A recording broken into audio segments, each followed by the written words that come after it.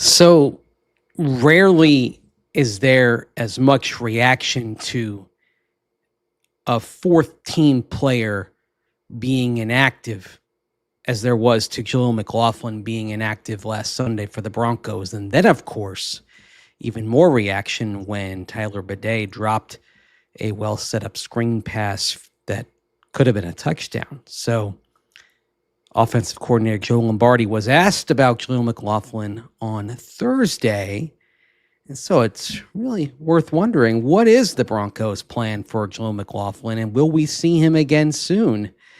Perhaps as soon as this Sunday. It's worth talking about on this edition of Denver Football After Dark.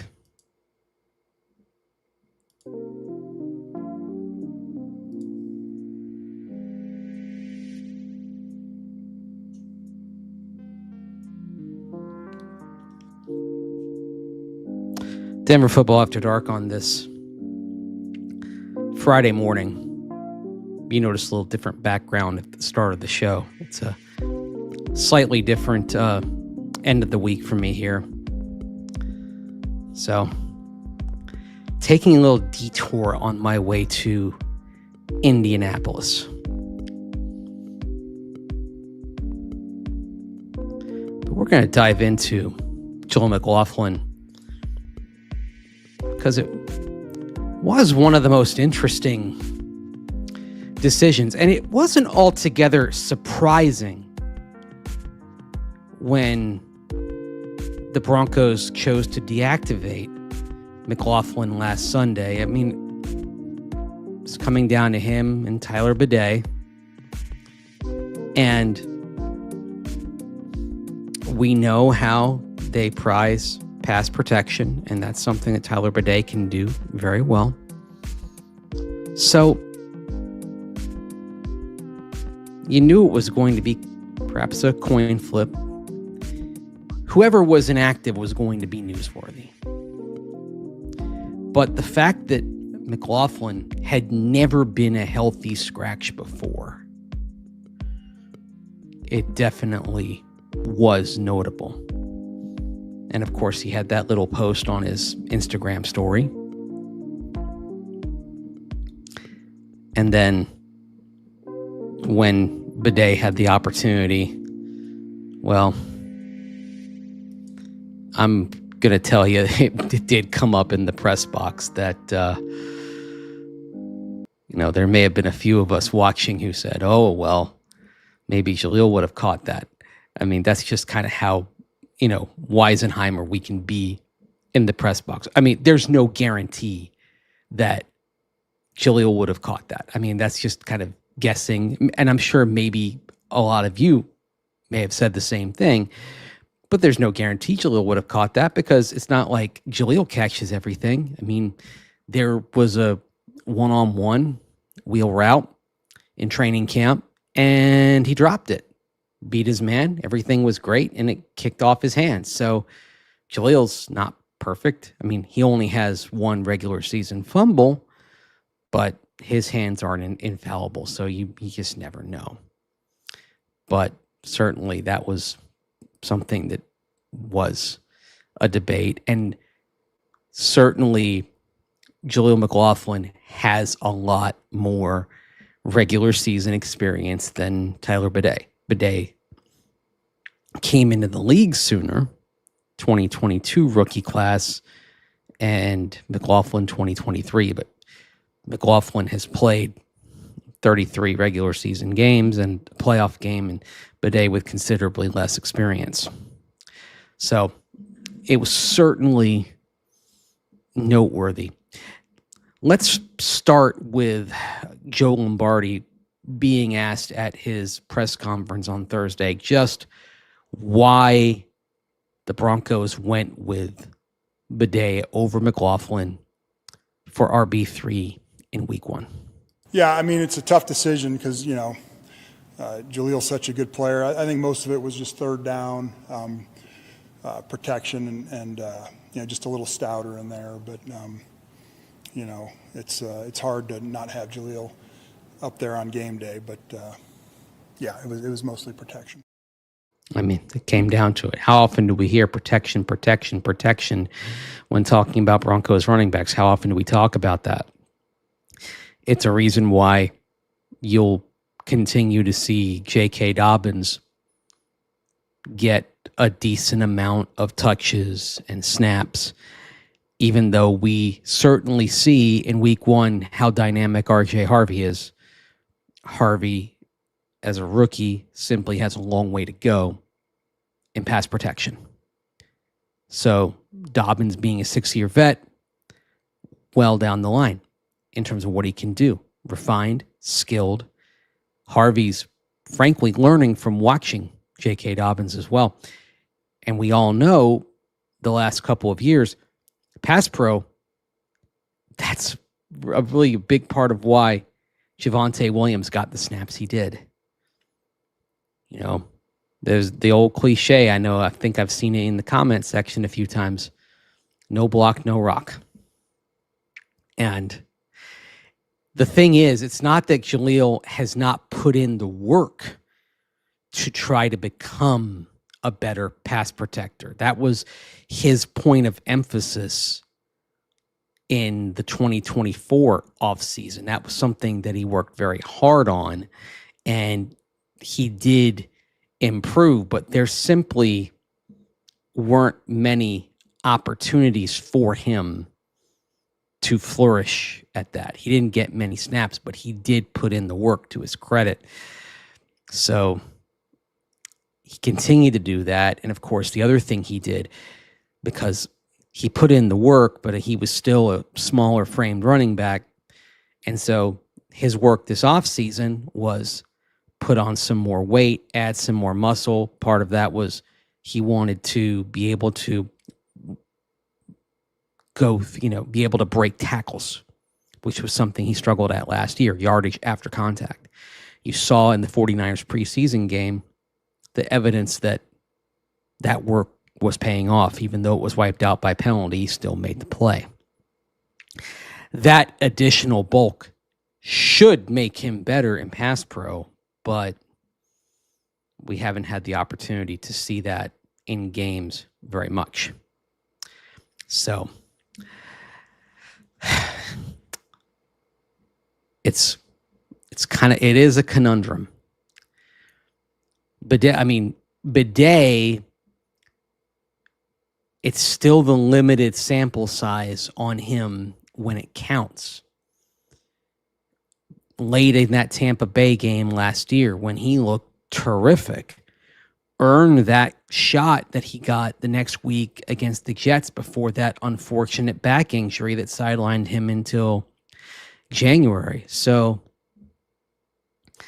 Bidet is still strange. It's strange to say this about somebody who's been in the league for 4 years and has been around the Broncos since the end of the 2022 season in various capacities. But Tyler Bidet is still something of an unknown quantity when it comes to what he can do in a game, because there still are very few snaps.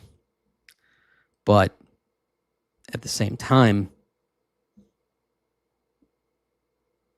at what point do you kind of go back, you lean on the experience and perhaps the greater speed and dynamic nature of Jaleel McLaughlin, and maybe you give him a shot to see if he can be enough in pass pro. The other thing that I've been thinking about here is, do you want to create a situation where you make a move based on one play? I mean, I think if you did go to Jaleel McLaughlin, I think it would be clear that, okay, there was a drop pass and you got rid of Bidet for Jaleel. I mean, there is a consequence to that.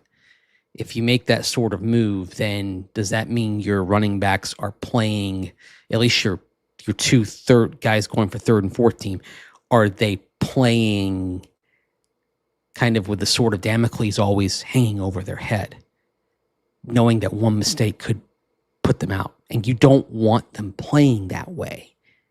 That's something that could be kind of disastrous if you've got them always playing with the threat of being benched. maybe two mistakes in back-to-back games, that's where you start talking about, but not where it's one mistake. That's something that maybe you do want to think about. And appreciate you checking in. Silent Sticks. Bo, please do good this week. Sean, run the ball. Yeah, run the ball. Run the ball. Run the ball. Run the ball. This is a game I think you'll see the Broncos try that, try to get that going to some degree, even though the Colts have a stout front. Now, the one thing is the Colts do have injuries at corner, and that's something that it may give the Broncos an opportunity to exploit that early. This could be a pass to set up the run game if the Colts are end up being outmanned at corner.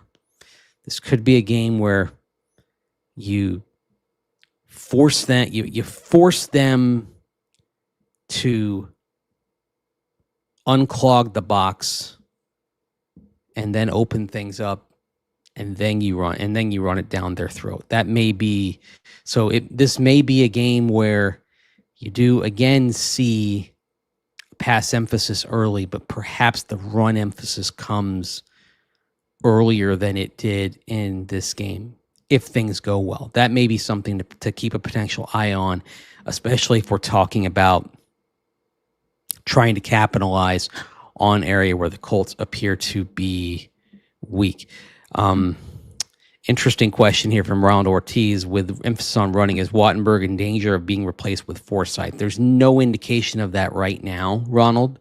Haven't gotten any notion that that's in the cards. I mean, we do know, Forsythe, and we saw it last year, Forsythe is a better road blocker, or I was going to say road grader, because he is a road grader up front when he gets going in the run blocking, that he's the better guy than Wattenberg. If you could take Wattenberg pass pro, Forsythe run blocking, you'd have probably a top half. You'd probably have one of the better centers in the league if you combine those two attributes.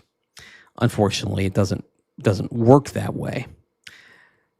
The thing is, most teams, if they have to choose one or the other, they're going to choose pass pro over run blocking. That's just the NFL in 2025. So that's part of why I think you see Wattenberg in there, is because of the two, he's still the superior pass protector. Now, that being said, they've gotten some contracts done, but they have not gotten Wattenberg's done. Doesn't mean they won't get it done, because they got contracts done in the regular season last year, because they got Coop and Garrett Bowles done in the regular season. But the longer that goes on, you do start to wonder if that's going to be in play or not. Anyway, Denver football after dark here on this Thursday morning.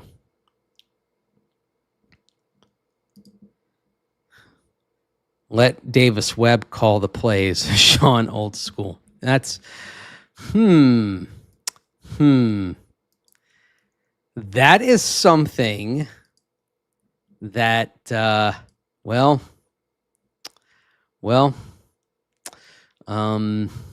you're not the only one to say that. Again, not an indication that's coming, but you're not the only person out there to suggest that. And I know to address that, I know there's a couple of questions here bringing it up. Very good news on the practice field today, or I should say Thursday, because now we're in a Friday, that Ingram full practice. Evan Ingram being full practice on Thursday after being limited on Wednesday. That is a sign that you should expect him to play on Sunday. That if you go from limited to full Wednesday into Thursday, unless there's a setback unexpectedly between now and then, you should expect that player to play on Sunday. JFM being full on Thursday, you should expect him to play on Sunday. Nate Adkins starting to work his way back. If we go by the timeline of the Broncos bringing players back from multi-week injuries in the Sean Payton era, it would be more likely that they're ramping up Adkins to a return for the Chargers game and not the Colts game, that they're starting to ramp him back up. So I would expect Ingram and JFM to play in Indianapolis. I would still expect Adkins to probably be one more week before his return. Now, if we see him full on Friday, that changes things. But if he's limited again on Friday, then I think that will be the plan, that it's limited to start the ramp up process and then getting him back next week. Just again, reading the patterns of how the Broncos have brought back players with similar rehab times to the one that Adkins has had in the last couple of years. You can, not everything is exactly the same, but you can discern things from their patterns, and you can discern things from how the Broncos handle things in the past, their protocols. And certainly, as we've talked about, the Broncos very much believe in their protocols and their system in terms of how they manage injuries, how they manage conditioning, how they bring players back. So anyway, do I think Adkins is a bigger part of the offense than fans realize? Yeah, and I am fascinated, Braxton, to see what happens with Adam Prentice when Adkins returns. Because, of course, last year, Michael Burton went to the 53, and he was the full-time fullback, and Adkins was your jack of all trades, tight end, H-back, fullback, special teamer.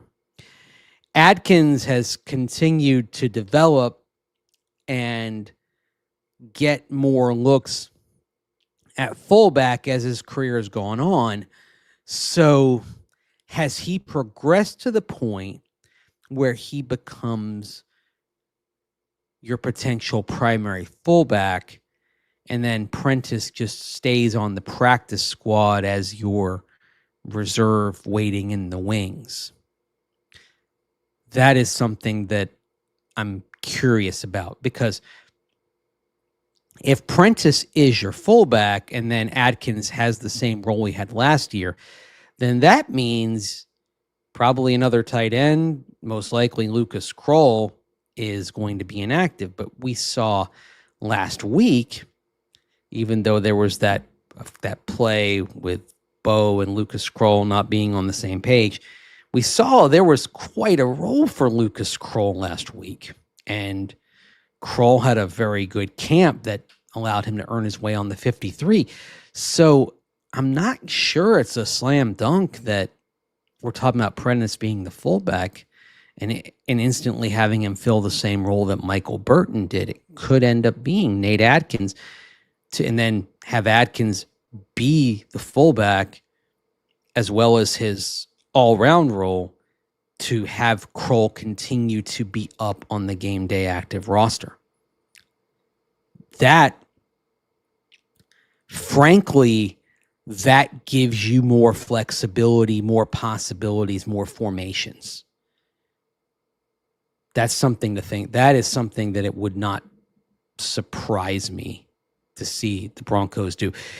Basically, it just depends how the Broncos feel about Nate Adkins, the growth of Nate Adkins over the years as a fullback, and if he's progressed enough to where they can trust him being the primary fullback. He's had 2 years to grow, 2 years to learn that. Is he ready for that?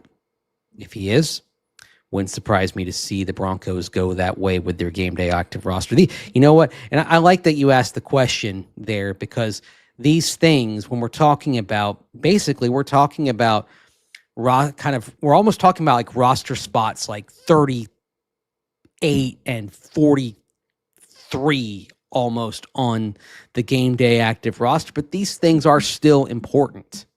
Not just because they're not first teamers doesn't mean they're not important in terms of how you're constructing your game plan.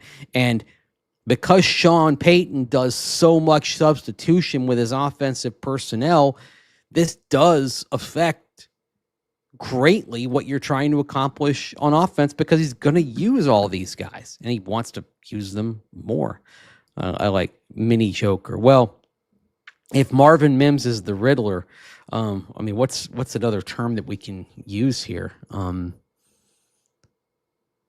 mean, do we start going through all the Batman antagonists? I guess. I mean, where do we go here? We got Two-Face, we got Penguin, right? I mean, I guess could he be Penguin? I don't know. They'll need to use Pat Bryant more this week over the middle. Well, the coach says he's going to try to get Pat Bryant out there more, so let's see if it happens. 4 snaps last week. 4 for Pat Bryant. Got to get him out there more. Got to use him more. Mr. Freeze. Ooh, this is actually, I like the discussion going on, by the way, about what to do with PS2 and what to do with Tyler Warren. And that's something I think we're going to get into more. Cecil and I will definitely get into that on the Saturday OBT, because that of course is our game plan edition. And Tyler Warren's come up a lot this week, obviously because of the versatile nature of his role. And another layer to it, of course, is how much work the Broncos did on him. He was one of the guys that they did interview at the combine. He was one of the players the Broncos were considering. Now, once the Colts really zeroed in on him, the Broncos would have had to make a trade up, and that wasn't really going to happen. The Broncos were kind of settled on staying where they were. But Warren was a guy that I think would have fit. And frankly, if they had not gotten Evan Engram and tight end had been a must-have in the draft rather than more of a want after you had Engram, it would have been interesting to see what the Broncos' tactics would have been at draft day regarding the tight end position. Might that have compelled them to move up if they were sitting there and they'd struck out in free agency at tight end and they'd been in the spot where they'd say, okay, it's a must-have. That would have been interesting. Now, that would have meant sacrificing some future draft capital, which you don't want to do. It probably would have taken a future one to move up. Sean Payton has historically not been shy about that, but that's not the type of thing that George Payton wants to do. And I think one of the reasons why the Broncos drafting has worked so well in recent years is because they have met together in the middle.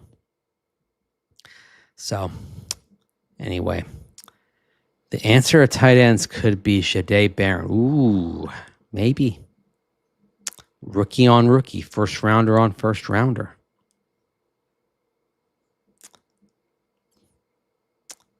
That is something to consider.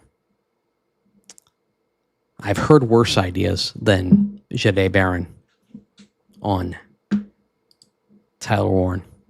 Here's Vance Joseph talking about the rookie tight end out of Penn State. Well, we watched him in college, actually, on staff, and he's a special player. I mean, the size, the ball skills.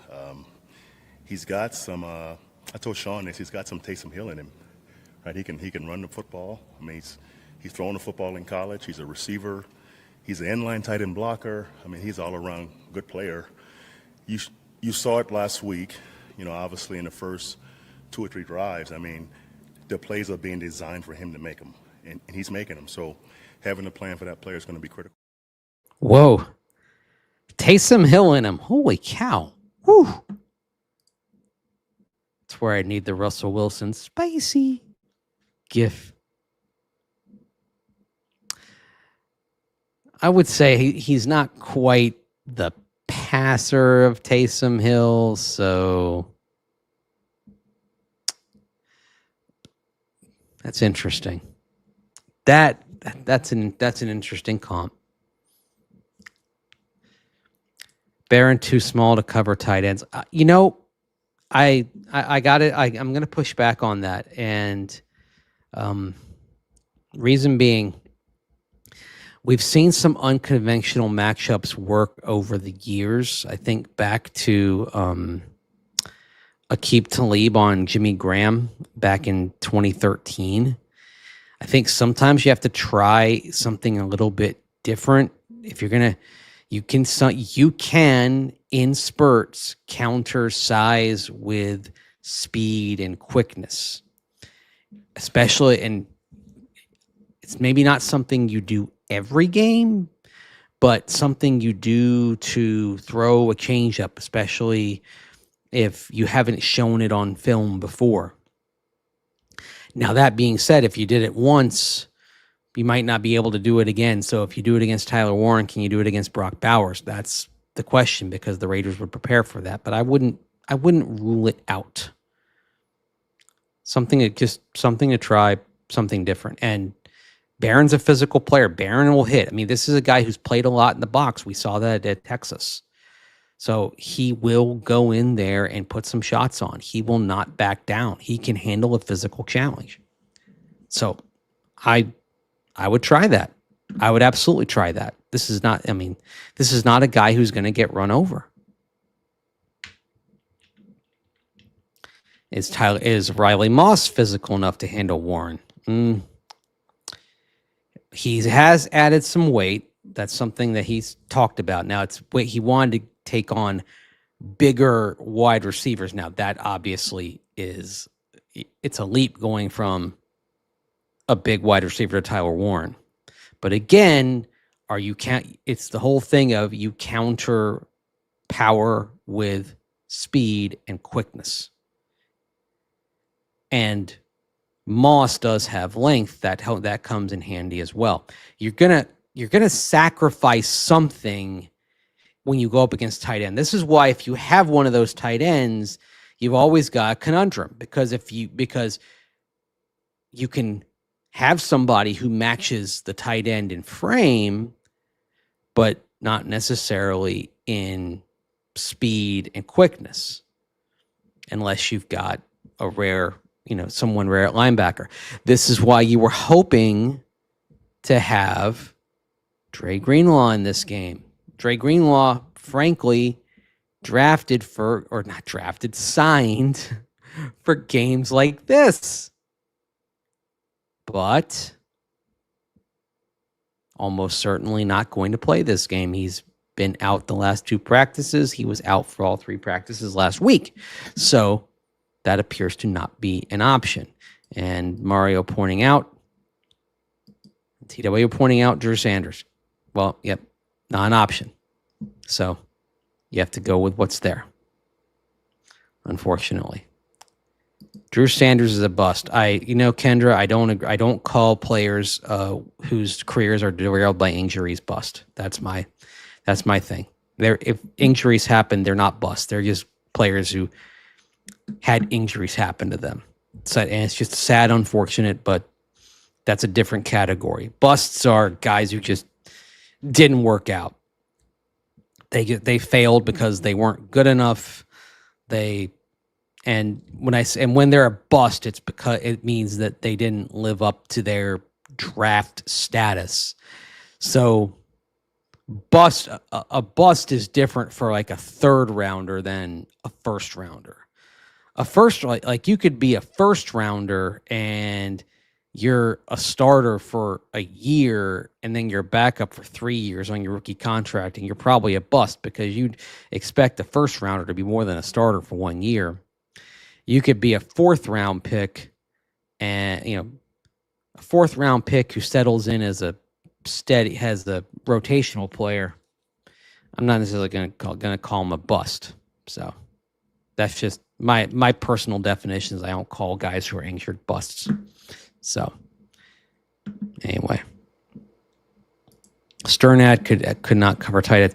The funny thing is, TW, he's drafted for that. That was his strength at Wake Forest, that he could cover tight ends. He had some very good games covering tight ends or covering in general, and that's he was not brought in to be a guy who was going to stuff plays in the box. He was brought in to be a guy who could drop into coverage. The way his career has evolved has been different. Now, to his credit, he made himself indispensable on special teams. And that helped keep him around. But he's become a different type of linebacker than I think everyone expected him to be. So, but he's been a survivor. And again, I always, good for him for figuring out how his role and how to succeed there.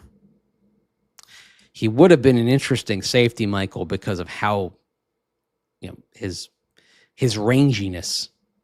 That would have been fascinating. I mean, that would have been a tall drink of water back there at safety. So, yes, media critic BK is very special. And Orange and Blue Radio was the best. Huh? Orange and Blue 760. That was back in the day.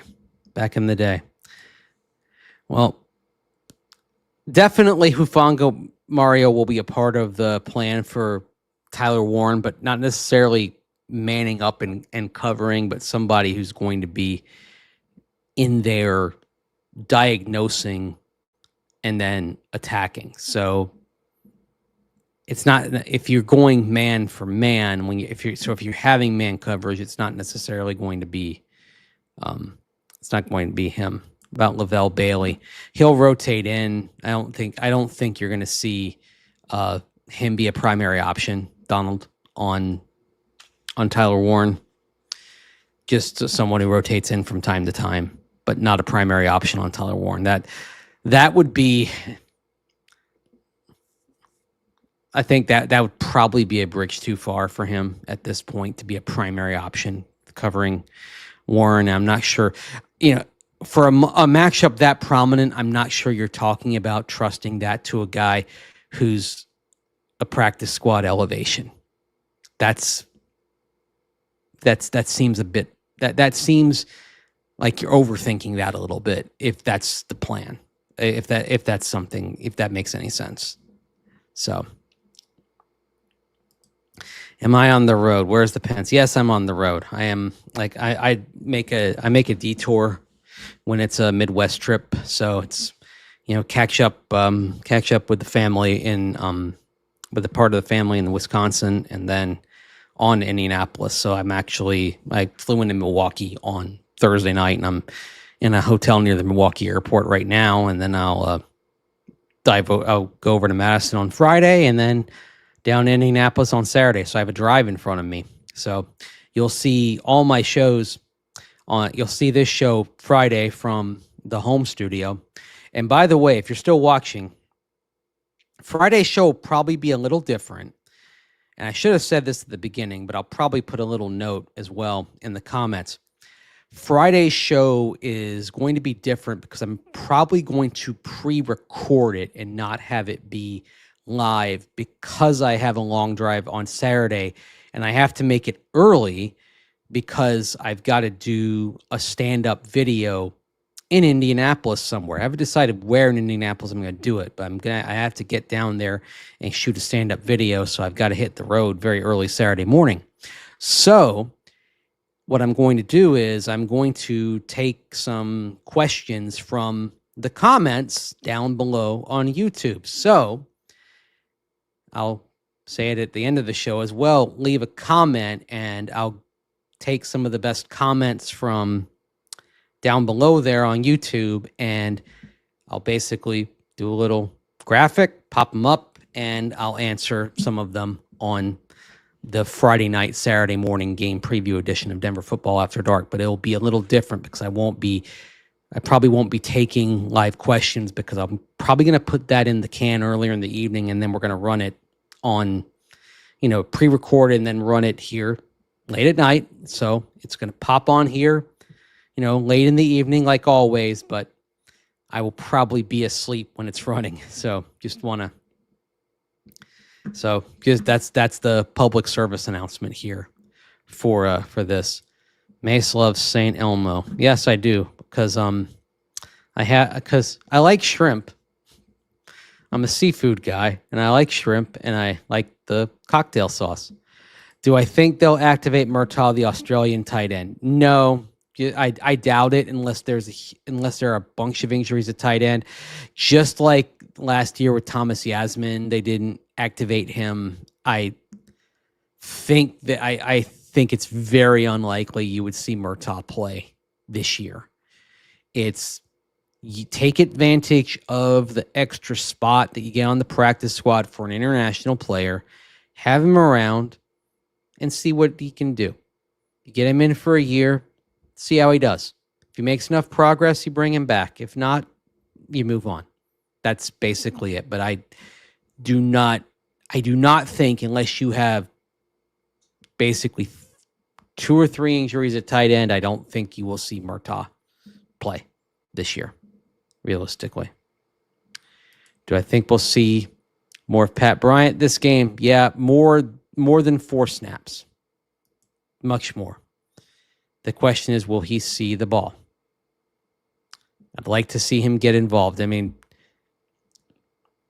Sean Payton talks about getting him involved. He talks about running the ball more. He talks about knowing. The thing is, Sean Payton knows what he needs to do. Monday through Saturday, knows exactly what he needs to do. Knows how to plan it. Knows how to get it done. It's just a matter of seeing it on Sunday. So having that plan and then executing it, sticking with it in the heat of the moment. The heat of the moment. I had to go there. Cornbread asking, how can Sean get Bo Sell down? He seems to be forcing it. Well, seems to be forcing it, but perhaps it's something simpler than that. I've talked a little about his footwork and how he's going to throw off platform sometimes, and that's fine when you're under duress and when you're rolling out. The thing is, sometimes is concerning is when the footwork is off when it doesn't have to be. And Joe Lombardi kind of talked about how when things are going askew for Bo Nix, they're starting with the feet. It's mostly just timing and where your feet are at. There were a couple on the move, that, a couple of the interceptions were movement throws. But I think it's just getting your feet set in the right position, which he often, it's always a challenge with a quarterback like him, because you don't want him to just be a statue in there. When he moves, good things happen, and sometimes he moves and throws with his feet not, perfectly set, and most of the times he's very accurate like that. But I think if he misses, it's usually just, his lower body. Yeah. Feet lead the body, and sometimes they're not where you want them to be. Again, sometimes the footwork when he's moving, it's not going to be perfect, but you live with that. And we see that he can make great off-platform throws. He has those clubs in his bag. When I always get concerned is when he's in the pocket and the footwork is off. The play that was the poorly timed play, where the timing was off to Lucas Kroll, it was not a good throw in general because he's flat-footed and everything. That's the thing, is like, what goes wrong? Well, it's not just wrong with Kroll, it's wrong with the quarterback as well. Everything about it is clunky. So that is the thing. And to his credit, Bo knows this. He'll work on it. He'll get better. I mean, they always say the first step is admitting the problem and confronting it. Well, he's certainly done that. He's admitted he's talked about the things that have gone askew. He talked about the fumble that he had, that he's got to have two hands on the ball. He's doing he's taking on the things that are within his purview and working to get better at them. Progress isn't a straight incline, and we're not going to do progress reports every week. I think that's completely foolish. So, and there's the old cliche, every interception has a story. And a lot of the interception, and not every interception is on the quarterback. Some are. Some are collaborative. Some are maybe 80 on the quarterback, 20 on the receiver, 20 on another receiver, whatever. I always say also when you have like the film study and things like that, quarterbacks tend to be more sympathetic to the quarterback, and if a receiver does a film study, they're going to be more sympathetic to the receiver, and an O lineman does film study and they're doing a study of the sack, they might be a little more sympathetic to the O lineman, etc. So that's there's sometimes a little latent bias in those things. So, but that's why it's good to kind of all get a lot of different sources of input and put them all together. Take a lot of different stat sources, take a lot of different people going through film, and get a lot of different viewpoints. Because I see the chat of Tim Jenkins. I mean, his film reviews are great. I like his film reviews. I like Chase Daniel's film reviews. I think they're two of the better ones out there. I like it when Kurt Warner does his as well from time to time. I mean, there's a lot of good stuff out there. So anyway, Denver football after dark. One thing I'll say is there's not one person out there who has all the answers. Nobody has all the answers. That's why I just try to, when I do have time to watch, I try to kind of go through a bunch of them and try to put it all together, because I'd rather know what 3, 4, 5 people are saying when I have time to dive into them. That's the other thing also, is you're limited by time, and I try to see as many of them as I can, but sometimes I can't see all of them.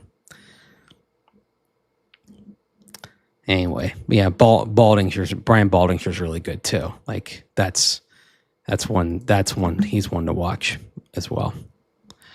So don't see Bo as a guy that can go win a game for you. Well, yeah, we'll see. I mean,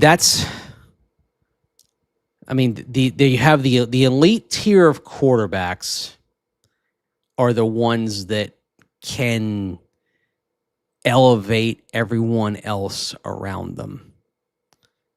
And then you have the next tier that can succeed, but do need a bit more support around them. They can get it done, and you can do all the things. You can be a championship team, but they do need some more support. In other words, you have to have the coaching, and you have to have the scheme, and you have to have a solid supporting cast. And I mean, that's where the question comes. I mean, what if, Sean Payton has talked about Bo Nix being a top 5 quarterback within 2 years. What if we're talking about Bo Nix being a top 10 quarterback? What if he's settling in that second tier, which is very good, and you can still win a championship? What if that's his tier? You can still do everything. You can still be a great team with that level of quarterback. But it's not the Mahomes, Allen, Burrow, Lamar Jackson level. And some might say Justin Herbert's starting to push into that level as well. Is that enough? I mean, most teams would love to have a quarterback like that. And maybe that's where Bo Nix gets. We don't know yet. He is still in the process of becoming. I mean, this last week was start number 19. And all we know is that he had for a rookie quarterback, he had an above average season for a rookie. Few end their rookie seasons in the playoffs. He did. That earns him some grace and earns him some time. So let's play it out. Let's see what happens next. The problem is that requires patience that, frankly, in this day and age is hard to have. But let's see here. Because there have been good games, but there are also, you have to say it, the last 7 starts that he's had, 3 of them have had multiple interceptions. He had 2 interceptions this last game, and he had multiple picks against Cleveland and multiple picks against Indianapolis. And now that's another reason why this game is fascinating. You're going to see Indianapolis again. Now it's a different defensive coordinator, Lou Anarumo. He comes over from Cincinnati last year. So, and that was a defense against which Bo Nix had plenty of success. Now, that being said, Indianapolis's defensive personnel much better than Cincinnati's. Last week against Miami, defense looked pretty good. Now, Miami might just be awful. You could argue of the teams 1-32 last week that they looked like they were 32. So you can take that with a grain of salt.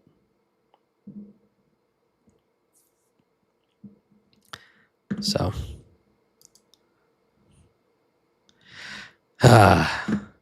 people have little patience. Yeah, they do.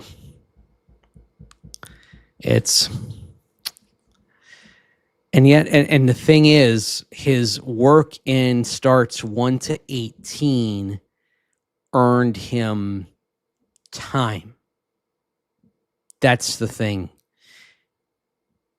It's not like you sat there at the end of his first full season as a starter and were like, oh my gosh, he was bottom 5 across the board.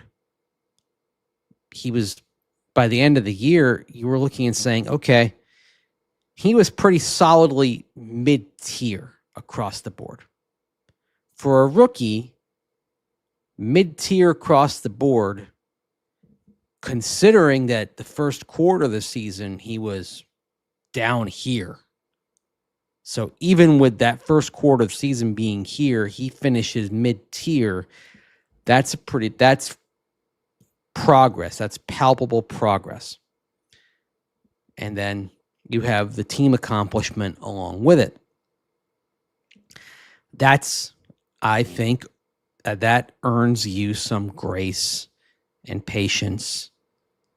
And it's why I know Cecil Lammy was telling me that, yes, there were people texting into his radio show suggesting Jarrett Stidham should start. That's idiocy. I mean, what? But then again, there were people back in early part of the 1984 season when the Broncos went 13-3 who were suggesting that John Elway shouldn't start. I mean, this is a tale as old as time. It just gets accelerated with social media and the internet.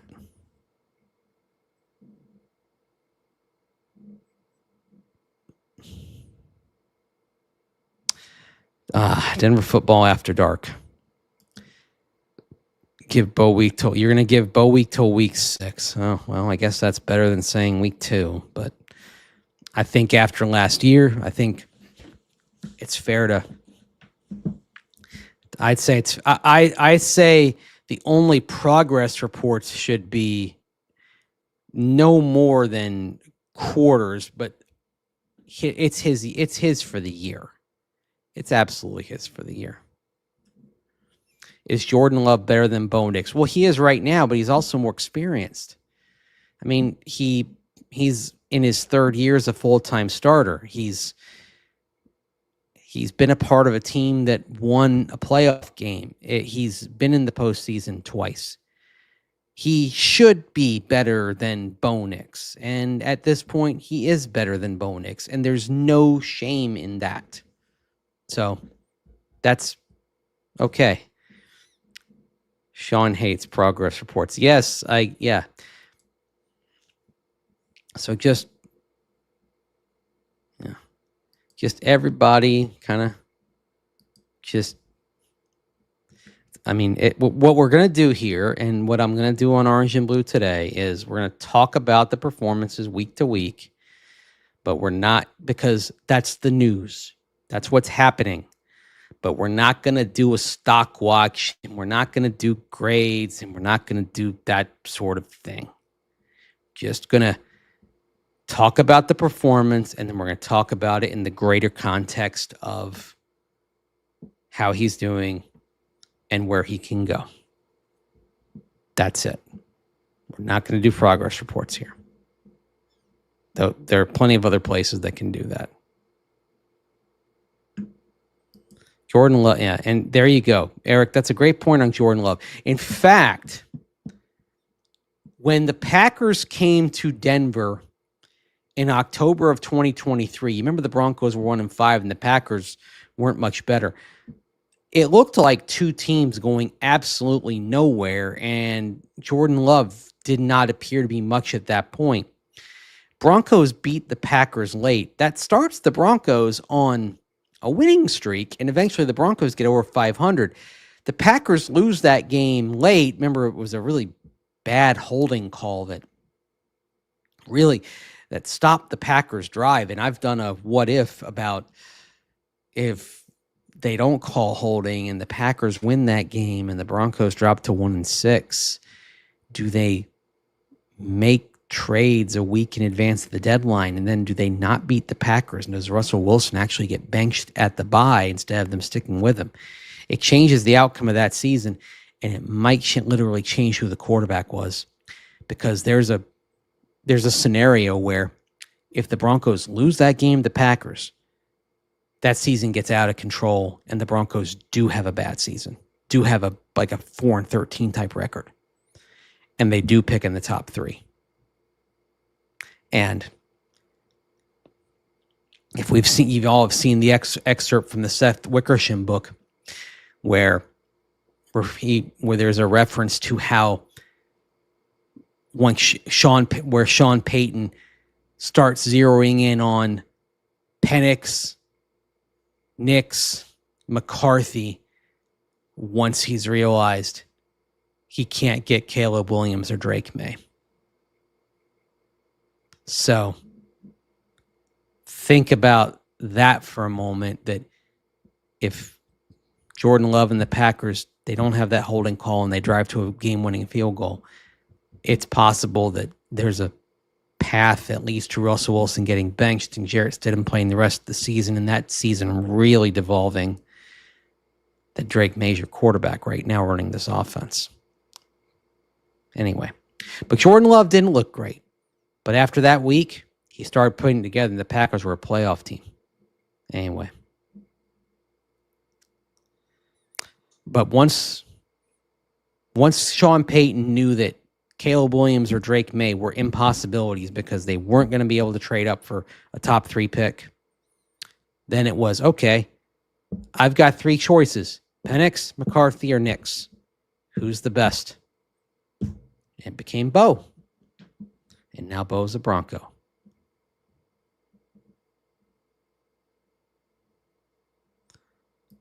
Checking in, Silent Sticks. I don't like the play calling, not 2009. I mean, I don't think he's calling this like 2009.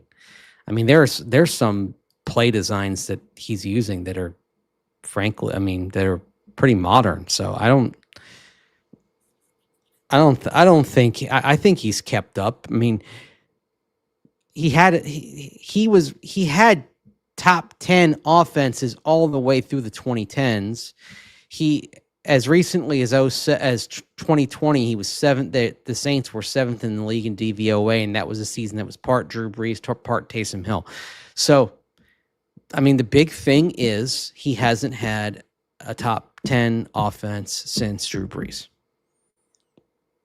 And that's the thing Sean Payton has to prove, really, is he's got to have a very good offense post Drew Brees. And it still hasn't happened yet. If there's just like one thing to prove here for somebody who is objectively one of the best play callers of the 20th century, and he had terrific offenses with Kerry Collins in New York before he got to New Orleans, guided Collins and the Giants to a Super Bowl as OC, as play caller. So it's not like he hasn't done it. It's just it hasn't happened since. And it's been 21. Started pretty good with Jameis Winston, then Winston injured, fell apart. 23 Russ, 24 Bo Nix rookie. So 3 seasons, hasn't had an offense that's been better than mid. And so I think that's a test. I think that's a goal for him this year, not just Super Bowl. Now, if the Broncos do get to that Super Bowl level, that offense probably reached the level he wanted to. So, yes, Crumble. Caleb's progression is really worrisome. Wouldn't it be wild if the first quarterback off the board in that class is the one who turns out to be the dud?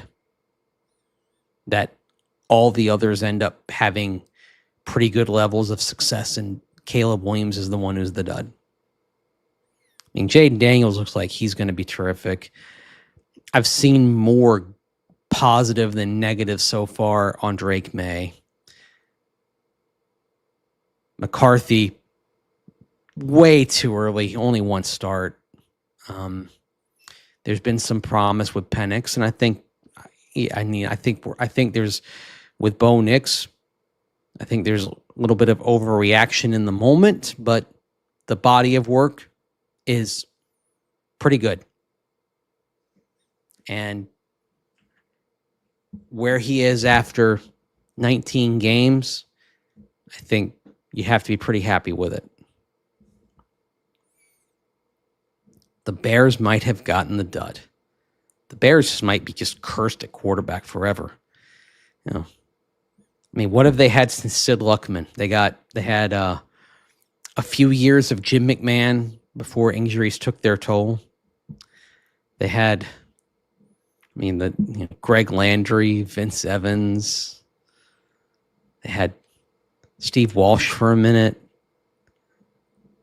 Cade McNown. They've Kyle Orton for a little while.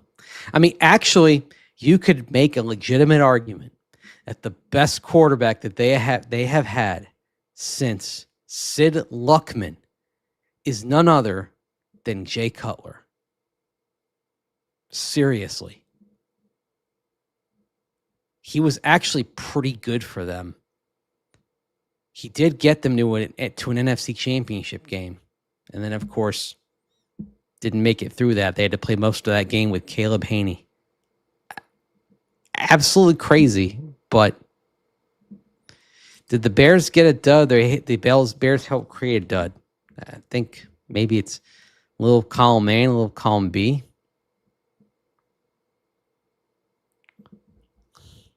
That's a good question. It's kind of a chicken and the egg thing. As I sit here, if I went about 90, if I went about actually not very far, I'd only have to go about 60 miles down the highway, and I could be at the Bears facility. I could go check out Caleb Williams for myself. Not too far away from there. I love Bo. Got a jersey, just want him better. Hey, give him some time. I think he'll be better this week. I'm not a gambler. I don't like gambling at all. So I hate to say it, I'd bet, but I think he'll be fine this week. I think he'll be fine.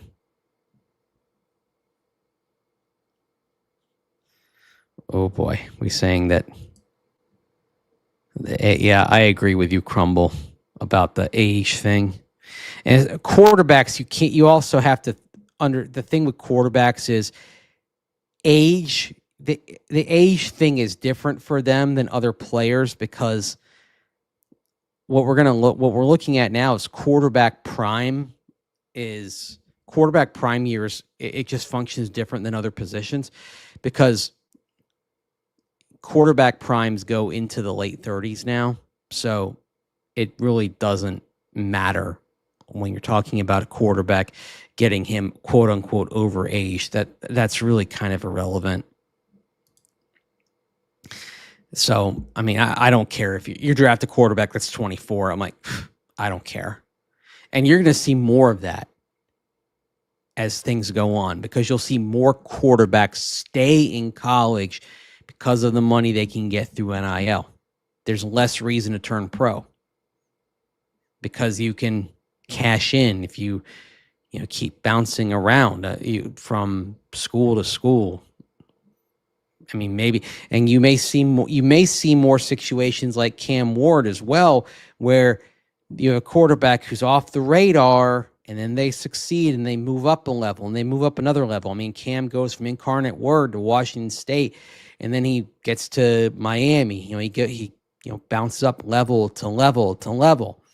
You're going to get more things like that. It may actually help quarterback evaluation because when you have the quarterbacks moving up levels like that, it's going to probably help do some natural sifting as well, because you're going to have some of that process taken care of, because maybe some of those off the radar prospects that would have entered the NFL before out of like D2 or D3, they're not D2, D3, FCS. What's now going to happen with them is they're going to get their shots at higher levels.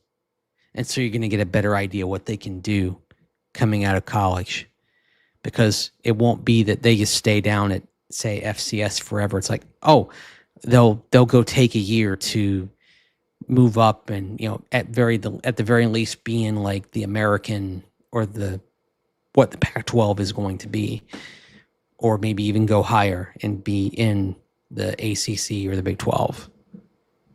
So that is something that I think that's going to consider as well. Will the Broncos Stadium be more expensive than SoFi? Ooh. It's a good question, because one of the big things on SoFi was the real estate costs involved with it, and that's part of what drove it up.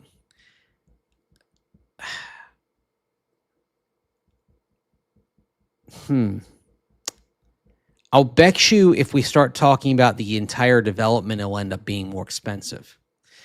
The other thing, like SoFi, around it, they've developed some of it, but this thing will probably end up being a denser urban type of development rather than what you've got out at Hollywood Park. That's why the place I come back to in terms of how this is going to develop and maybe how it's going to look, I do mention the Braves development in Atlanta around Truist Park, what they call the Battery, and how it is blocks of ground floor retail and restaurants, and then above that you have residential, and then you also have a corporate presence. You have some corporations there. You have office buildings.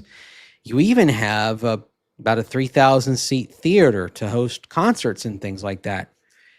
So you've got all these elements that bring people to the area, to people living there, people working there, people coming there for other events. That's more, and it's fairly, and it's kind of built. It's built up. It's built like it's a fairly a dense neighborhood. That's probably what we're looking at here, more something like that. And you're really looking at a more than a stadium, but you're looking at a neighborhood developing almost. This is, I mean, it's going to be, it'll be transformative for that part of the city. So I think it'll be more expensive, I believe, than SoFi when all is said and done. And it'll transform the way your drive into the city looks when you're coming up from the south, because I mean, I've made that drive for 23 years, and let's face it, no one's thought that much of it. And now it's going to look pretty cool. So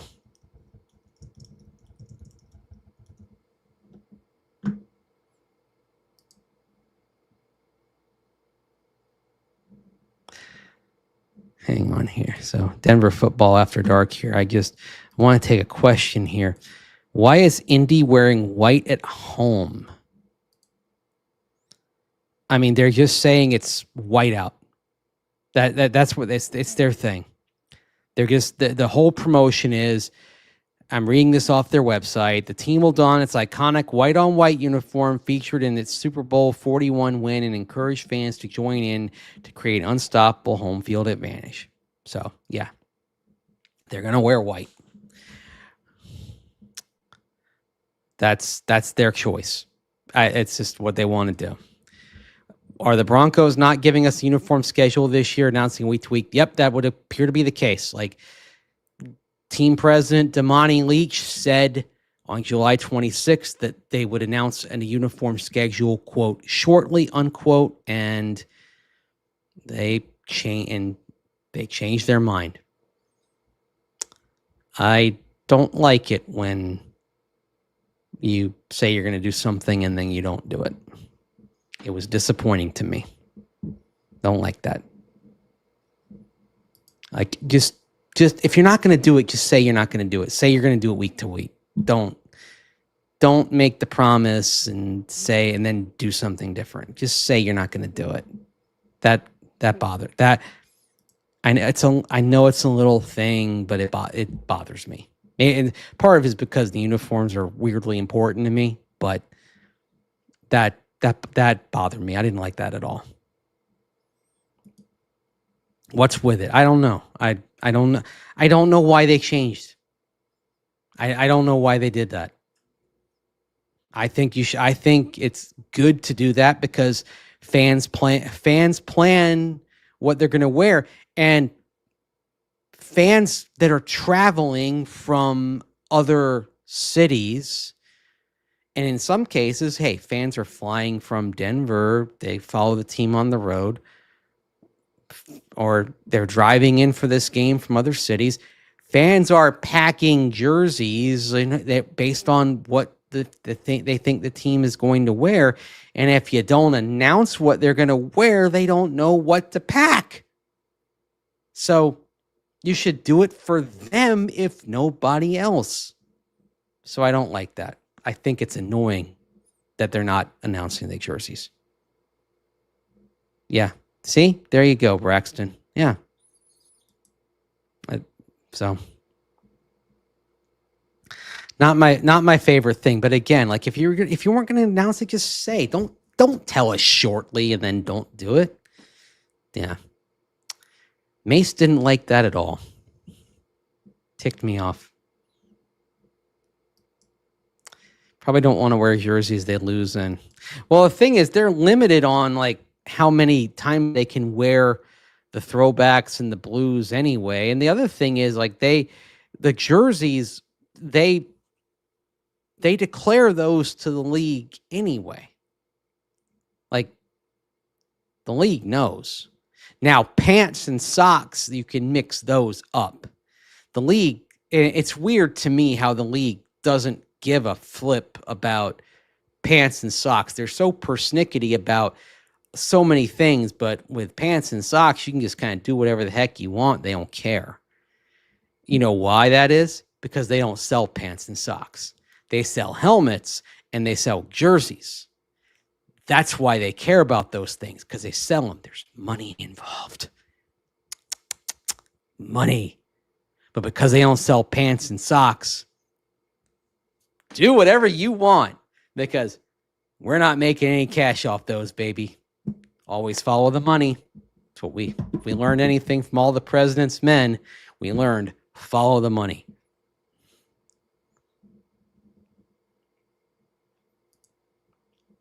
Wear the blue uniforms with the blue helmets. No. Or wear the blue helmets with the white pants. It was too much blue last year when it was blue helmets, blue pants, blue socks. They look like ambulatory blueberries. Anyway, yep, follow them. Always follow the money. It's one of the oldest things in the book. What's with seat licensing? Well, it was the comment that was made in an interview that Damani Leach had that the most recent stadium builds have all had seat licensing as part of them. So that was sort of a sign that you might see it coming. I know no one's going to like that if that comes, but I am anti-public financing of stadiums, so it's still preferable to having the taxpayers pay for it. So anyway, is it going to make the tickets very expensive for visitors? Well, what may end up happening is and what happened in Las Vegas was that a lot of the PSLs went to brokers. That's the thing you worry about with the seat licenses, is brokers getting too many of them. So you hope that if there were seat licenses, they would still stay in the hands of Broncos fans. Bring back the mustard yellow uniforms. Crumble. My prediction is that you will see mustard yellow again as a one-off in the I believe you will see it in the 2034 season. That will be the Broncos' 75th season. Because you last saw it in the 50th season. You saw the mustard yellow. That was the 2009. So I figure you see it once every 25 years. That seems about right for the yellow. All right, Denver football after dark here. Just going to get a couple more comments here before wrapping this up for the night. How many games can they wear the throwbacks? So you are limited to 3 combined games for throwbacks and blues, and alternate. Hang on, let me check that here. It's always great. Or 4 times. My bad. They changed it this year. I had to check it. I thought I was saying 3, and I was going by last year's. 4 times you can wear alternates and throwbacks. Up to 4 times combined. So you could wear throwbacks 4 times, but then you couldn't wear your blues at all. Or you could wear throwbacks 3 times, blues once, throwbacks twice, blues twice, etc. So it's combined 4 times.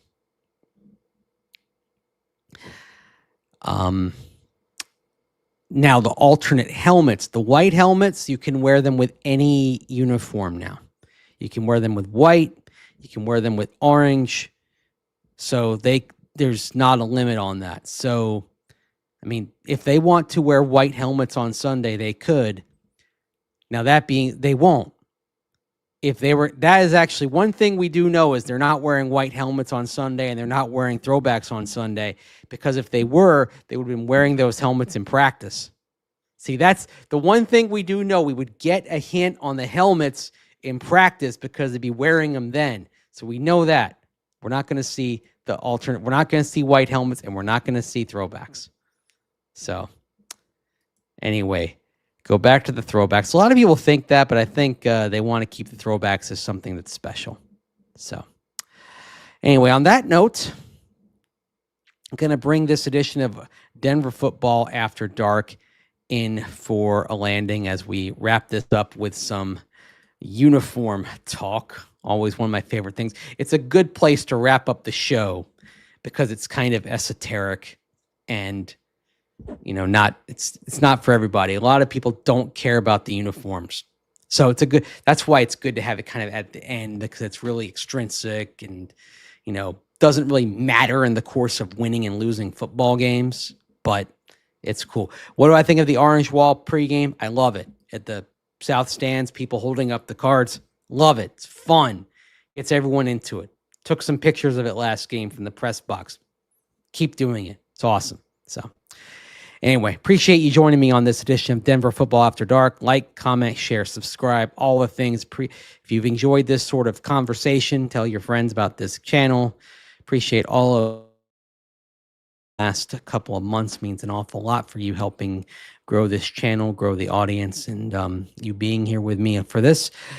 I'll have another show Friday, and again, it will probably be a pre-recorded show. So if you want to get a question in, I'm going to use some questions from the comment section below for Friday night show for that I pre-record. So drop a question. I'm going to choose a few of them for Friday's show, and I'll answer some of them in the course of also previewing the Colts game. We'll talk a little more about Tyler Warren. Also talk about he's no longer Danny Dimes. He's Indiana Jones. I love the fact that the Colts are embracing that. By the way, I reminded Jonathan Cooper that Daniel Jones was the first quarterback he went against, and he's like, he didn't read, like, man, I remember that. And I'm like, no, I remember those stupid details like that, because of course Jonathan Cooper's first pro game was against the Giants back in 2021, and Daniel Jones was the quarterback. Broncos won that game, and now they're going to see him again with the Indianapolis Colts. So, all right. Appreciate you joining me here for this edition of Denver Football After Dark. I'll see you again tomorrow night, and we'll dive into the Indianapolis Colts as the Broncos look to go to 2-0 for the first time since Coop's rookie season back in 2021. So, appreciate you joining me. Take care. Thanks for watching. Bye for now.